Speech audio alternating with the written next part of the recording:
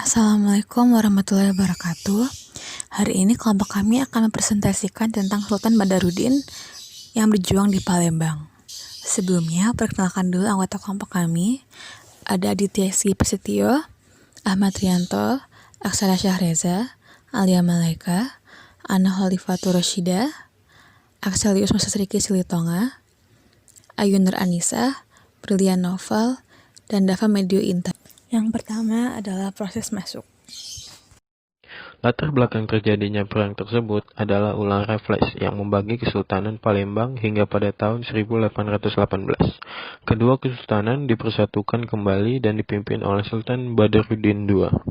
Untuk mengetahui sejauh mana kesetiaan Sultan pada pemerintahan kolonial, maka Belanda mengirimkan ekspedisi ke pedalaman di bawah pimpinan Munting He pada Mei 1819. Dalam ekspedisinya itu, Munting He diserang oleh rakyat Palembang dan dia menyalahkan Sultan atas perbuatan rakyatnya. Sebagai jaminan agar Sultan tidak berbuat macam-macam, pemerintah kolonial meminta putra mahkota atau pangeran ratu untuk didatangkan ke Batavia. Karena hal tersebut, Sultan Badarudin II merasa bahwa kerajaannya selalu dipermainkan oleh Belanda yang membuatnya ingin melawan Belanda untuk pergi menjauh dari wilayah kerajaannya. Lalu ada alur peristiwa. Yang pertama ada peristiwa Loji Sungai Aur. Kerjasama antara Palembang dengan Belanda membuat Britania menyuruh Sultan Mahmud Badarudin II untuk mengusir Belanda. Sultan Mahmud Badarudin II awalnya sudah menolak, namun akhirnya terjalinlah kerjasama Palembang dengan Britania. Dikarenakan takut akan diserang pasukan Inggris, karena adanya orang Belanda dan orang asing lainnya di Palembang, Sultan Mahmud Badarudin II akhirnya menyingkirkannya ke daerah lain. Sampai di tengah perjalanan, di hilir Sungai Musi, tepat pada tanggal 14 September 1811, orang-orang Belanda kemudian melakukan perlawanan, dan terjadilah peristiwa penyembelihan massal terhadap orang-orang Belanda. Kemudian perahunya ditenggelamkan di hilir Sungai Musi, atau tepatnya di Muara Sungsang. Seminggu setelahnya, Loji Sungai Aur di bumi hanguskan dan diratakan dengan tanah. Yang kedua ada penyerangan Inggris. Raffles terpojok dengan peristiwa Loji Sungai Aur, tetapi masih berharap dapat berunding dengan Sultan Mahmud Badarudin II dan mendapatkan Bangka sebagai kompensasi kepada Britania. Namun harapan Raffles ini ditolak oleh Sultan Mahmud Badarudin II. Akibatnya, Britania mengirimkan armada perangnya di bawah pimpinan Giuseppe dengan alasan menghukum Sultan Mahmud Badarudin II. Dalam sebuah pertempuran singkat, Palembang berhasil dikuasai, dan Sultan Mahmud Badarudin II menyingkir ke Muara Rawas yang jauh di hulu Sungai Musi. Jadi setelah Britania dapat menguasai Palembang dan Sultan Badarudin II, Britania mengangkat Pangeran Adipati menjadi Sultan dengan gelar Ahmad Najamuddin II atau Husin Diauddin. Dan kemudian menguasai Pulau Bangka dan diganti namanya menjadi Duke of York Island. Sedangkan mentok namanya menjadi Minto yang ditempati oleh Meares sebagai residen. Kemudian ada Perang Palembang.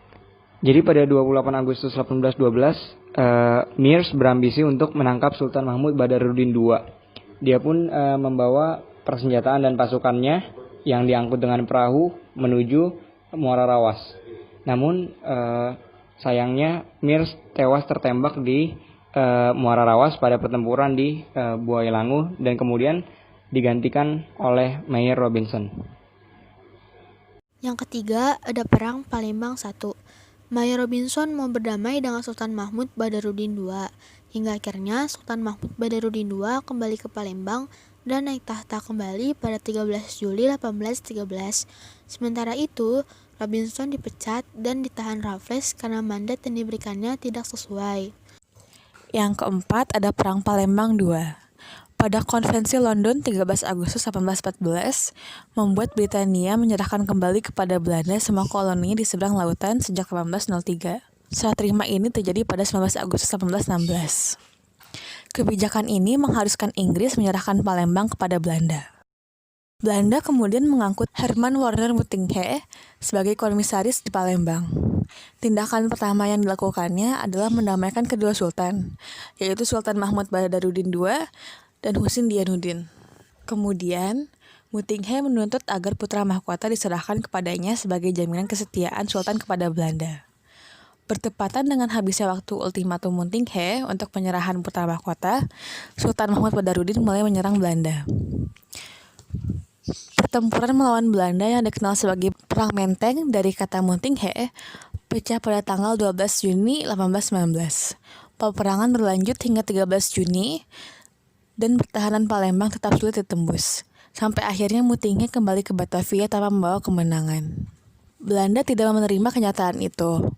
Gubernur Jenderal Van der Capellen merundingkan dengan Laksamana Constantijn Johan Walterberg dan Majen Hendrik Marcus de Kalk dan diputuskan mengirimkan ekspedisi ke Palembang dengan kekuatan dilipat gandakan. Karena Perang Menteng yang sebelumnya tidak membuahkan kemenangan bagi Belanda, Sultan Mahmud Badarudin II masih mempersiapkan diri karena khawatir adanya serangan balik. Persiapan pertama dilakukan dengan mengangkat anaknya sebagai Sultan dengan gelar Ahmad Najamuddin III pada Desember 1819. Selanjutnya pada tanggal 16 Mei 1821, armada Belanda sudah memasuki perairan Musi hingga terjadi pertempuran dari 11 Juni 1821 sampai 20 Juni 1821. Pada pertempuran kali ini Belanda mengalami kekalahan, sehingga Belanda nggak pulang lagi ke Batavia, melainkan Belanda tetap mengatur strategi ulang untuk penyerangan berikutnya. Sampai akhirnya, penyerangan kembali dilakukan Belanda secara tiba-tiba pada 24 Juni 1821, yang dimana hari itu bertepatan dengan hari Minggu bulan Ramadan dan waktu sahur di Palembang. Akibat serangan pada fajar tersebut, Palembang dapat dilumpuhkan namun belum dapat dikuasai sepenuhnya. Baru pada tanggal 25 Juni, Palembang jatuh ke tangan Belanda. Maka resmilah kolonialisme Belanda di Palembang.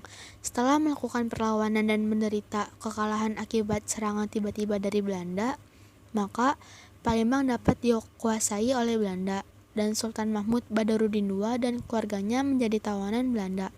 Pada tanggal 13 Juli 1821, Sultan Mahmud Badarudin II dan keluarganya dikirim ke Batavia sebelum dipindahkan ke Ternate pada tanggal 26 September 1821. Sampai Sultan Mahmud Badarudin II meninggal di Ternate pada 26 September 1852. Sebagian keluarga sultan yang tidak tertangkap mengasingkan diri ke Marga 9 sambil melanjutkan perlawanan atas Belanda walaupun tidak sehebat Sultan Mahmud Badarudin II. Karena banyaknya perlawanan Kesultanan Palembang kepada Belanda, maka Belanda membukukan Kesultanan Palembang. Selanjutnya ada tokoh-tokoh. Para tokoh yang terlibat dalam Perang Diponegoro antara lain, yang pertama, Ratu Ageng yang merupakan ibu tiri dari Pangeran Diponegoro yang lebih pro terhadap Belanda. Yang kedua, Patih Danurejo, patih yang bekerja sama dan pro terhadap Belanda. Yang ketiga, Kiai Maja, pemimpin spiritual pemberontakan yang membantu Pangeran Diponegoro. Yang keempat, Pangeran Mangkubumi yang sejak awal mendukung pemberontakan Pangeran Diponegoro di Tegalrejo. Yang kelima, ISKS Pakubuwono VI membantu dan mendukung Pangeran Diponegoro. Dan yang keenam, Raden Tumenggung Sentot Alibasyah Prawirodidoyo, Bupati Gagatan yang merupakan panglima utama dalam peperangan dan memberi dukungan kepada Pangeran Diponegoro yang pada akhirnya menyerahkan diri kepada Belanda setelah Kiai Mojo dan Pangeran Mangkubumi ditangkap. Selanjutnya ada politik. Kemenangan Kesultanan Palembang Darussalam dari pengaruh pemerintah Hindia Belanda membuat Sultan Mahmud Badarudin II kembali berkuasa penuh atas tahtanya di Kesultanan Palembang Darussalam setelah bertahun-tahun kedaulatannya sebagai pemimpin yang sah selalu terusik oleh Hindia Belanda. Sekembalinya berkuasa penuh atas tata sebagai seorang sultan di suatu wilayah, Sultan Mahmud Badarudin II berusaha lebih memperbaiki sistem pemerintahan yang ada di kesultanannya. Untuk itu, Sultan Mahmud Badarudin II telah memikirkan untuk mengadakan regenerasi kepemimpinan di Kesultanan Palembang Darussalam. Pada Desember 1819, Sultan Mahmud Badarudin II mengangkat putra mahkota yaitu Pangeran Ratu menjadi Sultan dari Kesultanan Palembang Darussalam, yang mendapatkan gelar Sultan Ahmad Najamuddin III. Sementara, Sultan Mahmud Badarudin II mengangkat dirinya menjadi susuhan. Dengan demikian, Sultan Mahmud Badarudin II hanya sebagai pengambil kebijakan bagi kemajuan kesultanannya. sementara pelaksana kebijakan dilanjutkan oleh anaknya sendiri. Selanjutnya ada ekonomi. Perekonomian masyarakat di Kesultanan Palembang adalah pertanian, perkebunan, perikanan, pengumpulan hasil hutan, dan tambang. Pada abad 17 hingga awal abad 19, hasil pertanian, perkebunan, hasil hutan, tambang, dan perikanan digunakan untuk memenuhi kebutuhan sendiri dan sebagian untuk ekspor. Komoditi primadona dari Palembang adalah lada dan timah.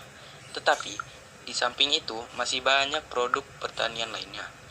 Dengan posisi yang sangat strategis, ditopang pemerintahan yang stabil, Palembang juga menghasilkan komoditi yang dibutuhkan oleh pasar domestik dan internasional. Yang terakhir adalah sosial budaya. Sungai Musi merupakan sarana perhubungan yang mengikat Kesultanan Palembang menjadi satu. Letak dari muara-muara sungai yang lebar terhadap jalan-jalan dagang yang besar telah memikat pedagang asing untuk menetap di sana. Lanjut, apabila memperhatikan susunan penduduk di Palembang, kita akan melihat adanya 4 gelombang penduduk asal. Kelompok-kelompok itu sedikit banyak bercorak kehinduan.